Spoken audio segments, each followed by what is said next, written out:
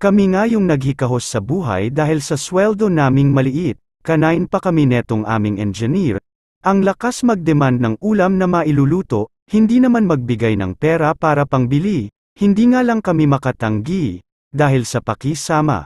Madalas pa manghiram ng pera, hindi naman marunong magbayad, tapos ang laki ng sweldo niya. At mahilig pa mangngotos kahit pang personal niya, hindi na party sa trabaho namin, kahit may natutulog sa kwarto namin mag-ingay parang siya lang ang tao.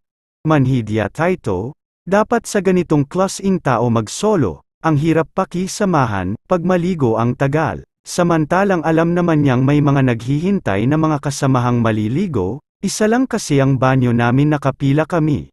Sa umaga sabay-sabay kasi kami pagpasok sa trabaho. Buhay OFW talaga. Pinapahirapan na nga sa trabaho, pati ba naman sa loob ng bahay pahirapan pa rin, sa tagal kunang pagpanarbaho. Ngayon lang ako nakasubok ng engineer na hindi marunong makisama, gusto niya siya ang palagi pakisamahan, ang lakas mangboraot sa mga tauhan niya, panay palebre, dito sa ibang bansa. Pag manarbaho tayo kailangan talaga kung maari lang, gagamit ka ng walang katapusan na pesensya, iba't ibang lahi ng mga tao makasalamuha natin.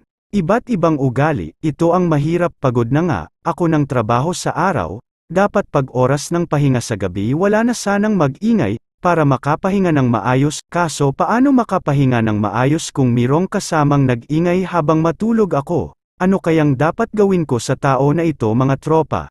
Nahiya din naman ako magsabi, engineer kasi, mahirap talaga pag ang isang tao mataas ang tingin niya sa sarili, hindi na marunong magrespeto sa kapwa. Lalo na tauhan lang kami niya, yun nga lang nakaperwisyo na sa amin. May kasama pang pangboboraot, kaya kaming lahat na mga tauhan niya, lumayo ang loob dahil sa kanyang ugali, mahilig pa magyaya ng kain sa labas tapos kami ang pinapabayad. Mamilit pa, yun pang pinipili na pagkain may kamahalan, kaya maisip ko kung ito man lang na klaseng tao kasama ko. Hindi na baleng mag-solo. Kaso dahil sa under kami niya tiis-tiis lang muna, mahirap na hindi namin pakisamahan, malakas sa amo namin, sa madaling salita dahil tauhan lang kami, kahit labag man sa aming kalooban wala kaming magawa. Mga tropa maraming salamat sa panunood ninyo sa munting video natin, sana suportahan ninyo ang channel ko, ang Dentoy TV sa pamamagitan ng pagkalimbang ng subscribe button, at sa notification bell mga tropa sa sunod ko na namang upload ng video sa aking channel. Mabuhay at bye-bye!